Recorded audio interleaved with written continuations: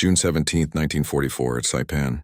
The island trembles beneath a curtain of flame and ash. Black volcanic sand clings to the boots of U.S. Marines as they crawl forward under a sky the color of gunmetal. Palm trunks lie shattered. The air reeks of salt, smoke, and burning oil. For 3 days, the 2nd and 4th Marine Divisions had been pinned down. Japanese bunkers, cut deep into coral ridges, spat machine gun fire so dense it sliced through palm leaves like razors. Every assault had failed. Men fell, flame tanks burned, and progress stalled at the base of a hill the Marines had come to call Hell's Pocket. Then came the order. A new team would advance, armed not with rifles but with flamethrowers. Steel cylinders on their backs, hoses coiled like serpents, they moved through the smoke in silence. Their mission?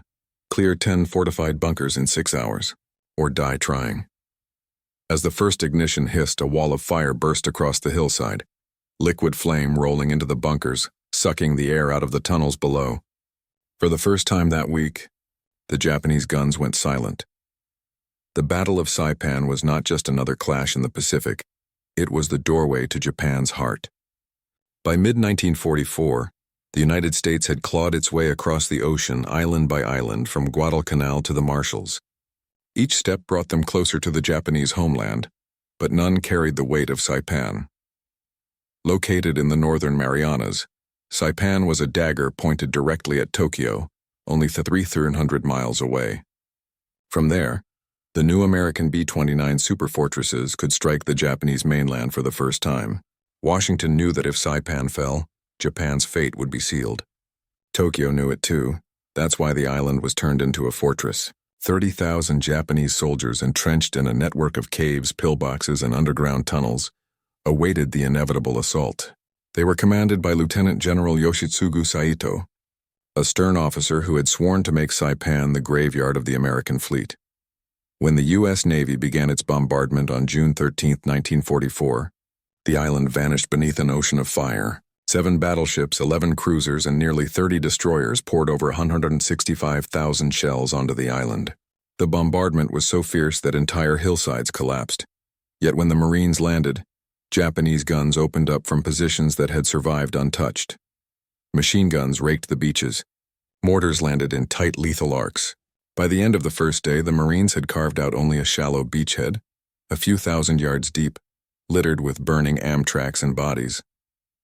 The battle had barely begun, and already Saipan had claimed over 2,000 American lives, but it was what came next that would define the fight for Saipan. The Marines quickly realized they weren't fighting a conventional army. The Japanese defenders had transformed the island itself into a weapon, using coral ridges, jungle undergrowth, and even sugarcane fields as part of a vast defense system. Every inch of terrain was connected by tunnels. A bunker destroyed in the morning could erupt back to life by afternoon. The American assault tactics, designed for open beach fighting, were failing in the dense interior. This was no longer a battle of maneuver but of extermination. And that's when the flamethrower teams entered the story. Born out of desperation and innovation, these units were a direct response to Japan's method of warfare. The enemy refused to surrender. They fought from holes, caves, and crevices where rifles and grenades couldn't reach.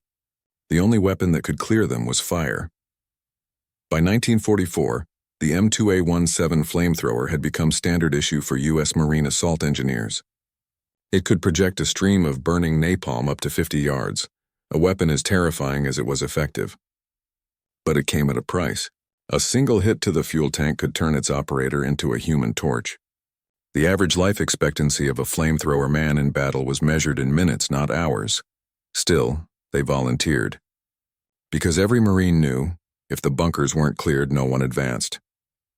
By June 16th, the American front had stalled at the approaches to Mount Tapochau, the island's high ground and the key to the entire campaign.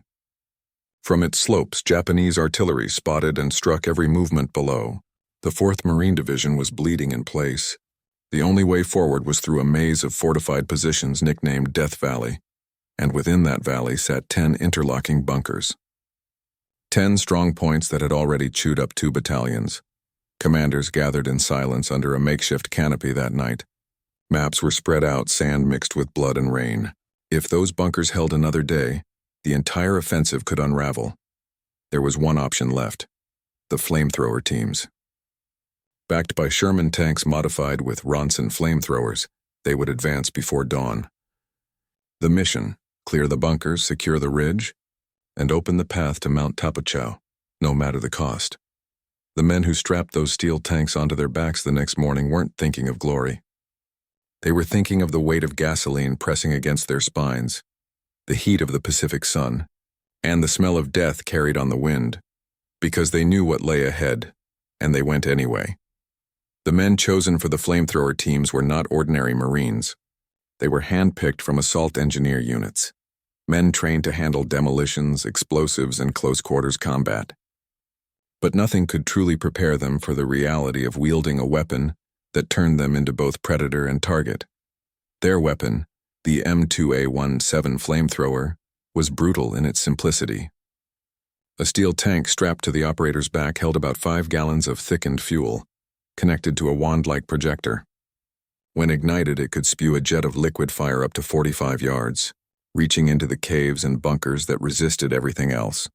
The Marines learned to use it in short, terrifying bursts. 1 second of flame could engulf an entire cave entrance. But the weight was crushing. Nearly 70 pounds when filled, heavy enough to slow even the strongest man. And when the enemy saw the distinct shape of the twin tanks on their backs, they fired at it with everything they had. There was no illusion about survival. A flamethrower operator's job was to get close, within 20 to 30 yards, and burn whatever hid inside the darkness. It wasn't just a task. It was a death sentence wrapped in discipline. At Saipan, this task became the backbone of progress. Japanese defenses were layered, interconnected, and brutally efficient. Each pillbox covered the next. Caves were dug so deep that even direct hits from 75mm shells couldn't reach the defenders inside. The Japanese soldiers would wait in silence until Marines walked past, then emerge from hidden exits to attack from behind. To fight this kind of enemy, fire became the only language that worked. Marine engineers practiced coordination with Sherman tanks fitted with the new E45 Ronson flamethrower system. Named for the famous lighter that always lights the first time, these tanks could project jets of flame over 100 yards. Together with the infantry flamethrower units, they became a synchronized inferno of destruction. The tactic was brutal but methodical.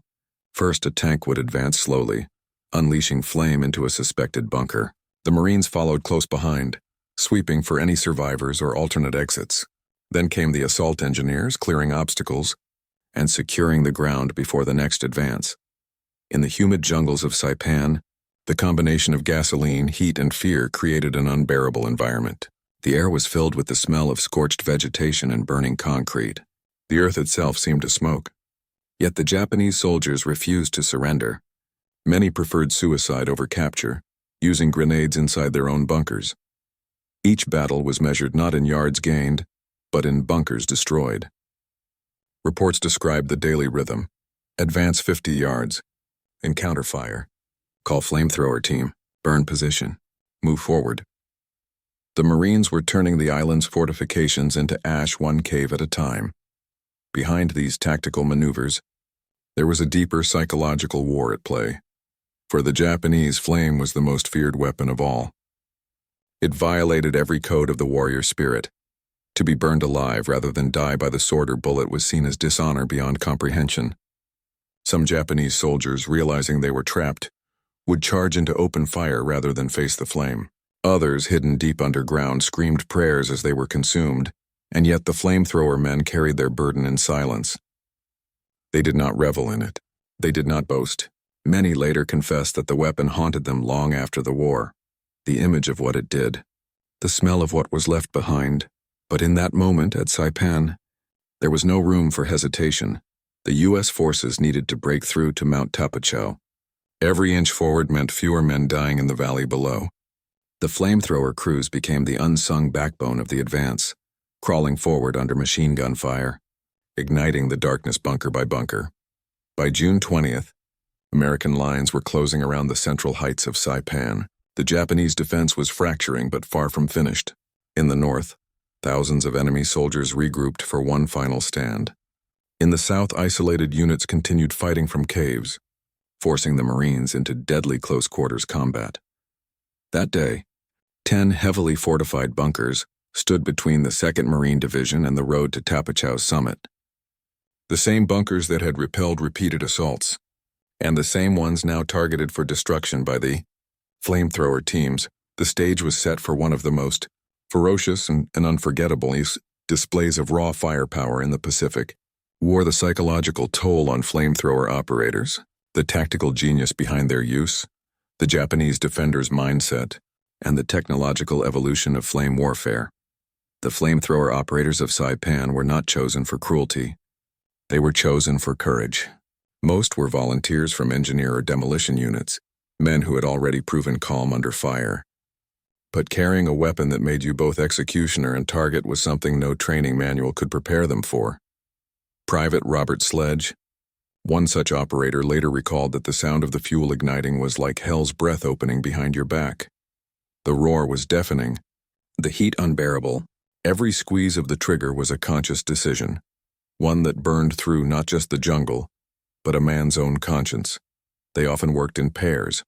One man carried the M2 on his back, another covered him with a rifle or bar. The moment the flame erupted, every Japanese soldier within sight focused fire on the tank. One bullet could ignite the operator in a flash, though in truth the fuel was too viscous to explode easily. Still, that didn't stop the fear. The operators knew. Once seen, they had seconds to act or die. Marines who fought beside them described these men as ghosts after battle, silent, distant, their faces blackened by soot. Some carried the smell of burned fuel in their gear for weeks. In letters home, few mentioned what they had done. There was pride in surviving, but shame in remembering. Yet without them, the American advance on Saipan would have stalled. The riflemen, the tankers, the artillery, all depended on the flamethrowers to silence what bullets and shells could not. These men carried the fire of progress, even when it burned their souls along the way. In the Pacific, tactics were dictated by terrain, and Saipan was a fortress of coral, caves, and jungle. Japanese engineers had spent months shaping the landscape into a web of interlocking defenses. Every position had overlapping fields of fire, and every bunker connected to escape tunnels leading to secondary strongholds. Traditional assaults had proven suicidal. Grenades and small arms couldn't reach defenders behind thick walls.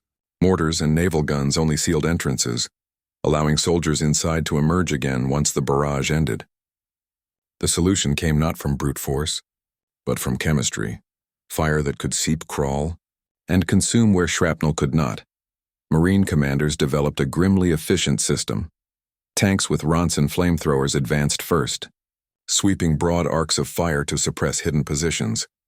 Behind them, engineer teams with portable flamethrowers moved up under cover, targeting cave mouths or bunkers the tanks couldn't reach. Infantry squads followed immediately to finish clearing and secure the area. Each step required coordination under intense fire. Communication was by hand signals and shouted commands over the roar of burning fuel. The timing had to be exact. Too soon and men would burn their own cover. Too late and enemy gunners would cut them down. Flame tactics were not random violence. They were precision tools of siege warfare. Once fire entered a bunker, it consumed oxygen, turned confined air into choking fumes, and forced even the most disciplined soldiers out, straight into waiting rifles. In that sense, fire didn't just destroy the enemy's position, it destroyed his will. The success of these tactics at Saipan reshaped Marine doctrine for the rest of the Pacific campaign. From Tinian to Iwo Jima, flame teams became integral to every assault plan. Fire had become a weapon of both destruction and message, a visible symbol that no defense, however deep, could hide from American determination. The M2 flamethrower was an evolution of early, unreliable designs tested during the 1930s. Engineers at the U.S. Chemical Warfare Service had studied German and British flamethrowers from World War I, aiming to create something lighter, safer, and more consistent. By the time of Saipan, the M2A17 model was the best the Allies had. It featured twin tanks, one for fuel, one for pressurized nitrogen, and a trigger-mounted ignition system powered by small cartridges. The stream of fire lasted only a few seconds, but that was enough to clear most positions. Still, it was far from perfect.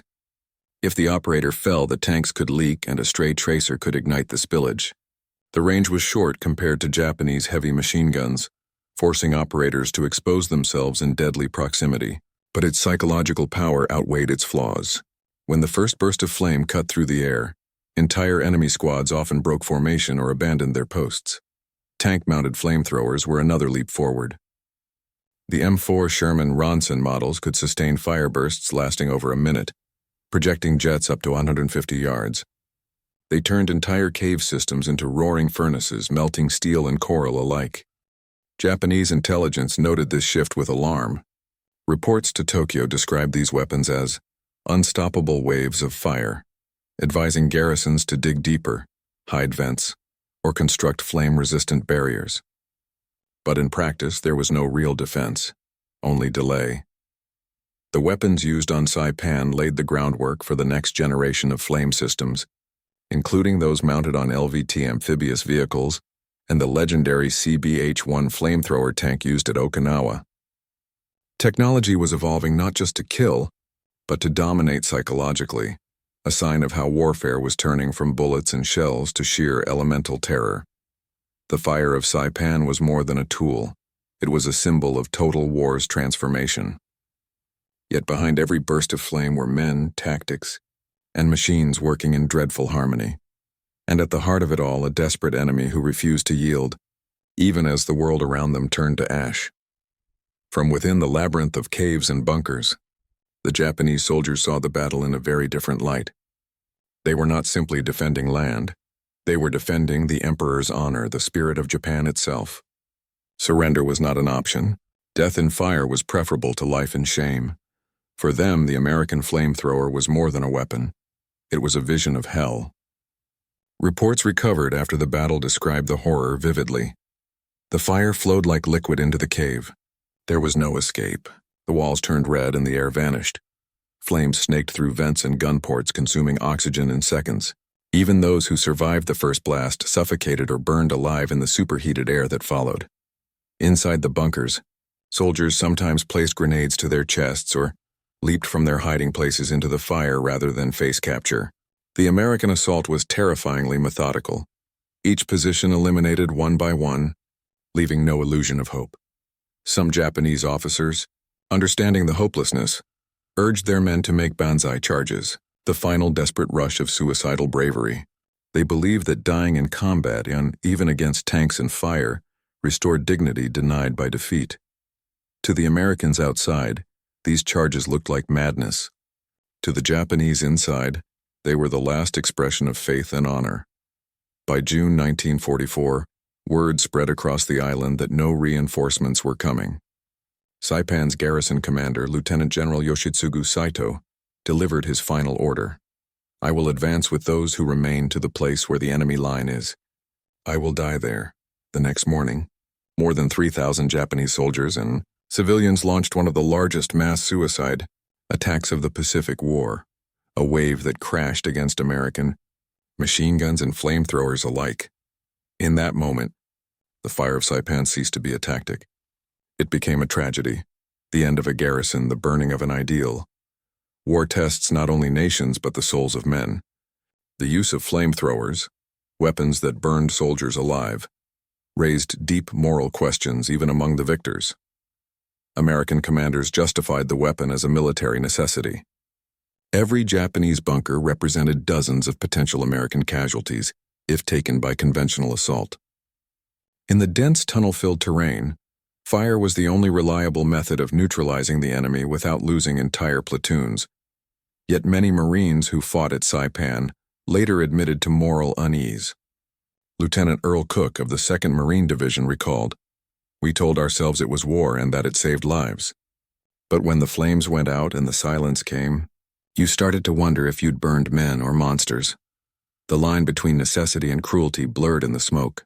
Journalists who arrived after the fighting found charred caves filled with bodies, blackened beyond recognition. Some correspondents refused to publish the photos, fearing public backlash at home. In Washington, officials viewed the weapon as an unfortunate but effective tool. The Pacific War was one of annihilation, island by island, fortress by fortress, and the moral landscape burned with the same intensity as the battlefields. Even today, historians debate whether flame warfare was justified, But on Saipan, for those 6 relentless hours when 10 bunkers fell to fire, there was no room for philosophy. Only survival. The Marines who used the weapon did so because no other weapon worked. And when the island fell, many of them discarded their flamethrowers, not out of tactical need, but because they could no longer bear to carry them. Fire doesn't just destroy, it consumes courage. That was its real purpose in the Pacific War. The Japanese defenders were famously resilient, often fighting to the last man, sometimes even after being mortally wounded. But even they could not withstand the terror of flame. When a flamethrower ignited, its sound echoed like a jet of thunder through the hills. The light turned night into day. Soldiers hiding in the dark suddenly saw their own shadows against burning rock. Flames crawled through cracks, rolled across the ground, and licked the ceilings of bunkers. No one could predict where it would go next. This unpredictability, the sense that fire itself was hunting you, broke even the toughest defenders. Many Japanese soldiers abandoned well-fortified positions after the first encounter, retreating deeper into caves or into suicidal charges simply to escape the psychological torture. For the Americans, too, the weapon had a psychological toll. Flamethrower operators became symbols of dread, to the enemy and to their own comrades. Some Marines avoided sleeping near them, calling them marked men. And after the fighting, many operators were haunted by nightmares. Some reported hearing the screams of burning soldiers in their dreams decades later. Psychiatrists studying combat trauma after the war found that flamethrower operators exhibited some of the highest rates of post-war guilt and anxiety, more than machine gunners, more than tank crews. The weapon may have won battles, but it left invisible scars. In the end, both sides were consumed, one by fire, the other by memory. The battle for Saipan showed the world the extremes of modern warfare, where technology, strategy, and human will collided in terrifying unity. Yet the story was not over. The island was secured, but at an unimaginable cost, and its fall would set into motion one of the most decisive shifts in the entire Pacific campaign. June 16, 1944, the third week of the Battle for Saipan. The morning heat was already unbearable, but what the island was about to experience would redefine the meaning of fire. Hill 500, a rocky rise overlooking the southern coast, had become one of the most fortified Japanese positions on the island. From its maze of tunnels, pillboxes, and camouflaged artillery nests, Japanese troops could command nearly all southern approaches. For the U.S. Marines of the 8th Regiment, it was a deadly choke point that halted every advance. For 3 days, American tanks, artillery, and airstrikes had bombarded the hill, yet when the smoke cleared, Japanese guns still roared back. No one could reach the top until the order came: bring the flamethrowers. The Marines moved in before dawn. In the gray light, the island looked like the surface of another planet, cratered, burning, and eerily silent except for the whine of distant engines. A platoon of Sherman tanks equipped with E-45 portable flamethrowers and POA CWS H-1 flame tanks rolled forward behind infantry. The tanks bore black scorch marks from previous battles. Their operators knew what awaited them, the same invisible bunkers that had swallowed dozens of men in earlier attempts. At 0600 hours, the assault began. The first flame tank, nicknamed Hot Stuff, fired a stream of burning fuel more than 70 yards long. The flame curved through the air like a liquid spear, striking a bunker's gun port with surgical precision. Inside, heat and pressure built instantly. Ammunition cooked off. Grenades detonated. Screams pierced the chaos. Marines advanced, tossing satchel charges and grenades into openings as fire consumed everything within. Each explosion was followed by silence, the chilling confirmation that the bunker was gone.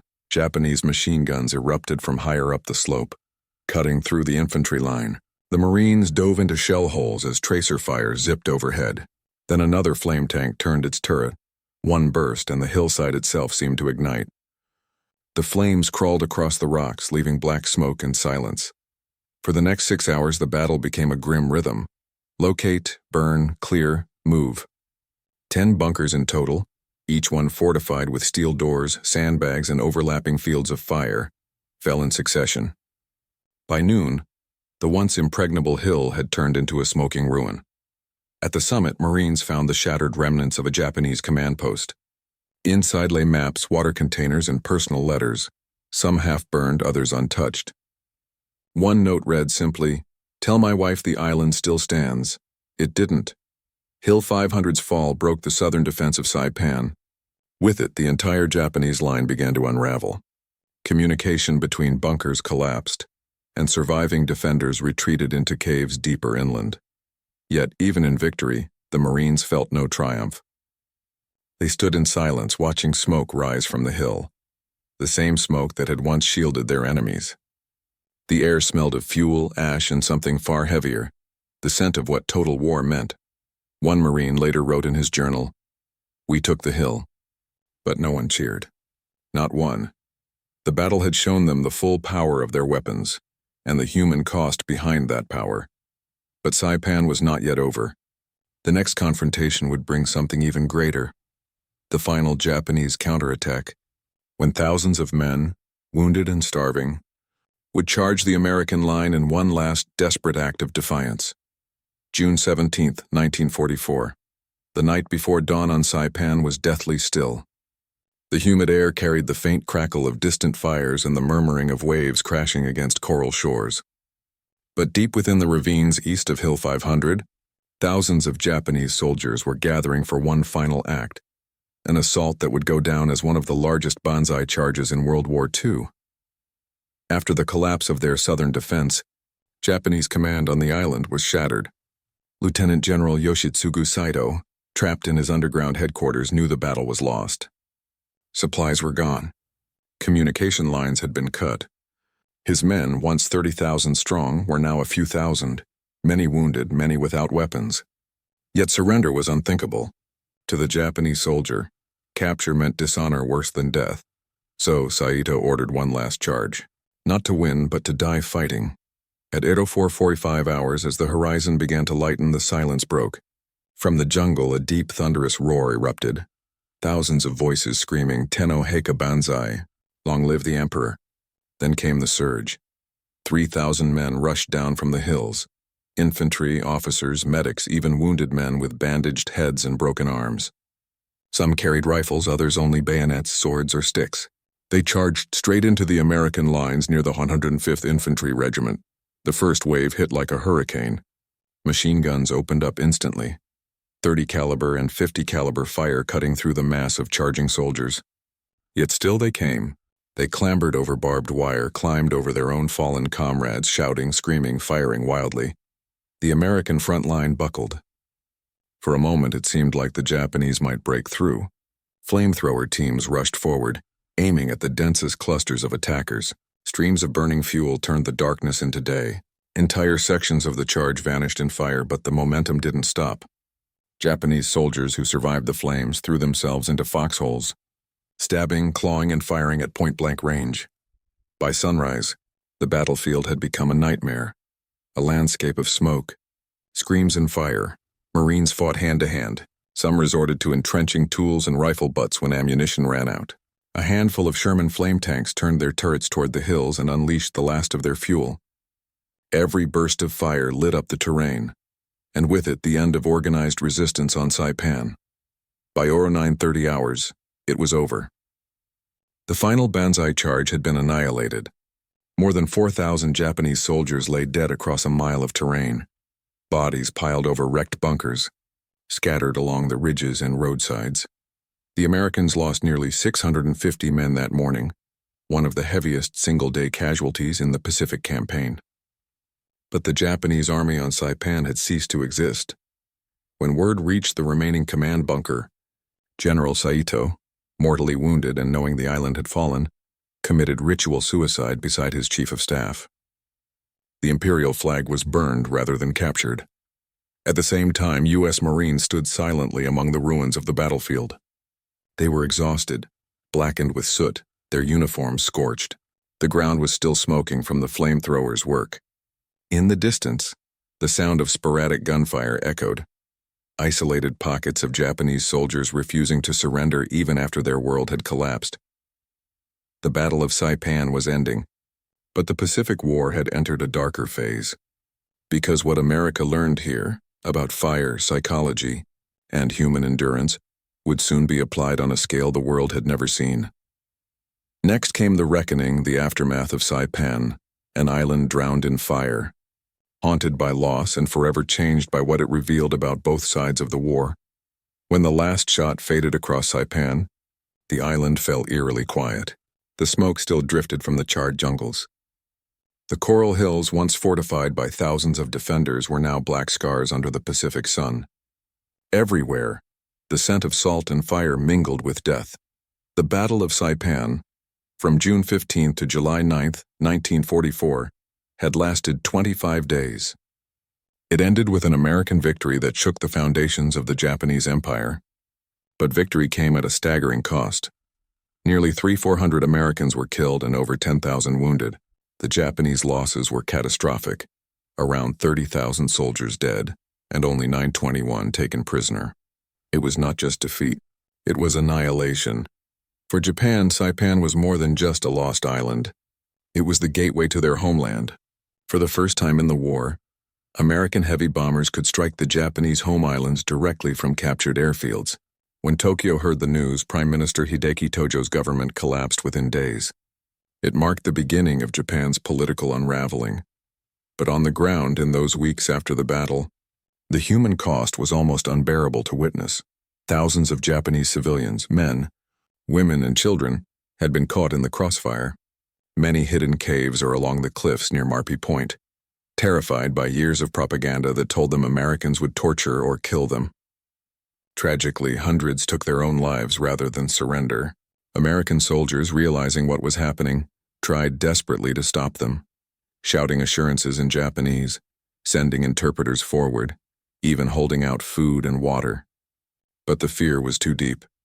The cliffs of northern Saipan became known as Suicide Cliff and Banzai Cliff, names that would remain etched in military memory. For the Americans, these scenes left a haunting impression. They had come to the island to fight soldiers, not civilians. The shock of seeing mothers leap with their children from the cliffs was something many Marines never forgot. It changed how the U.S. military would plan future invasions, knowing that every Japanese-held island would not only be a fortress, but a psychological battlefield. In the weeks that followed, the U.S. began transforming Saipan into a massive forward base. Runways were extended. Airfields were constructed from the ruins of battle.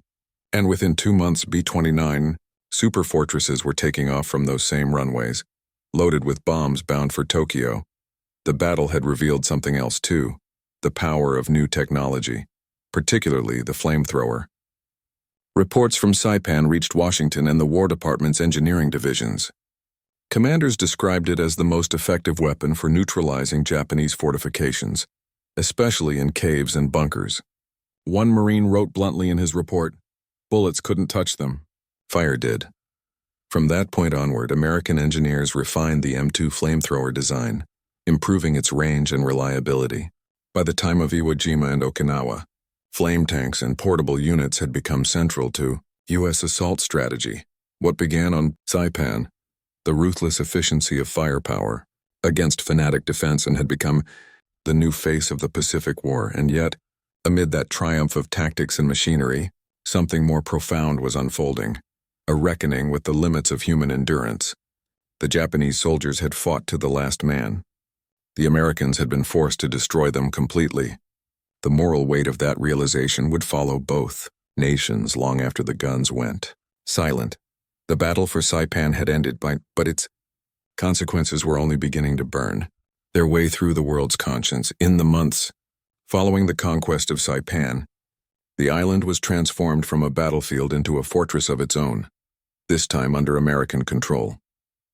What had once been Japanese soil became the forward edge of America's Pacific strategy. Massive engineering units from the U.S. Navy Seabees arrived almost immediately. They leveled shattered villages, cleared wrecked tanks, and bulldozed runways across what was left of the sugar plantations. The island soon bristled with fuel depots, radar stations, and concrete bunkers, but now they bore American flags. By November 1944, B-29 bombers were rolling down the runways of Isley Field, carrying thousands of pounds of explosives toward Japan. From Saipan's skies, Tokyo was less than 2,500 miles away. The same island that had seen 10 Japanese bunkers erased by flamethrowers now became the launch point for the destruction of entire cities. For Japan, this was the nightmare come true. The impregnable outer ring of their Pacific defenses had been breached, and the Emperor's military advisors knew it. The loss of Saipan meant that no ocean or fortress could stop America's advance any longer. When the first waves of B-29s began crossing the Pacific, Japanese citizens heard the air raid sirens for the first time. It was a new kind of war, impersonal, distant, and devastating. What began as a battle for a single island had shifted the entire balance of the conflict. But amid this larger military triumph, the soldiers who had survived Saipan carried home a more personal story, one of exhaustion, disbelief, and quiet reflection. In letters sent back to families, Marines and soldiers wrote of the enemy's stubborn courage and the horrors they had witnessed in the caves. Many admitted they no longer saw the Japanese as faceless villains. They saw them as men, determined, desperate, and doomed. Some even expressed sorrow at the civilians who had perished needlessly. For every bunker burned by a flamethrower, there was a story of fear on both sides of the nozzle. The Americans feared the ambushes. The Japanese feared surrender. Both sides believed they were fighting for survival. Yet in the end, Saipan became more than a victory. It was a mirror, showing the world what total war looked like when technology stripped away distance and mercy.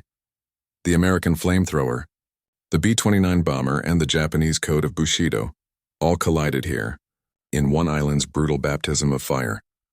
By early 1945, the lessons of Saipan guided U.S. commanders in every subsequent invasion. Flamethrower teams were assigned to every infantry company. Psychological warfare units prepared leaflets to encourage Japanese civilians to surrender peacefully, and naval bombardments grew heavier, longer, and more relentless before each landing. But perhaps the deepest legacy of Saipan was invisible, the psychological one. For Japan, it marked the moment their invincibility cracked. For America, it revealed the grim price of victory in the Pacific, a price that would only grow as they moved closer to Japan itself.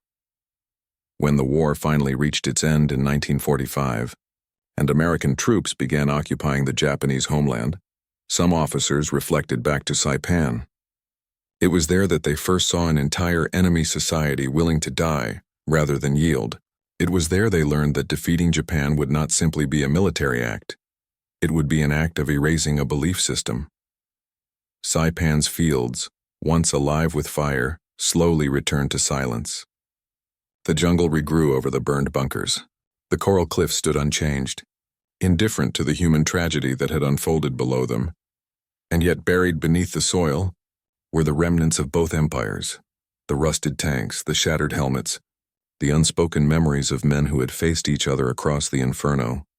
The Battle of Saipan ended the myth of Japan's unbreakable empire and marked the moment when America's technological might, its fire and steel, began to reshape the Pacific forever. The island still stands today, quiet and green, but the echoes of that fire never fully faded. The Battle of Saipan was more than a conquest of land. It was a confrontation between two visions of war. One was ancient, the Japanese belief that honor was found in death. The other was modern, the American conviction that technology could overcome any obstacle. Between them burned the flamethrower, a symbol of the new, merciless century. Its roar echoed the transformation of warfare itself, from face-to-face courage to mechanical destruction. In those tunnels and bunkers, humanity met the machine, and the machine won. But victory came at a cost that could never be measured only in miles or maps.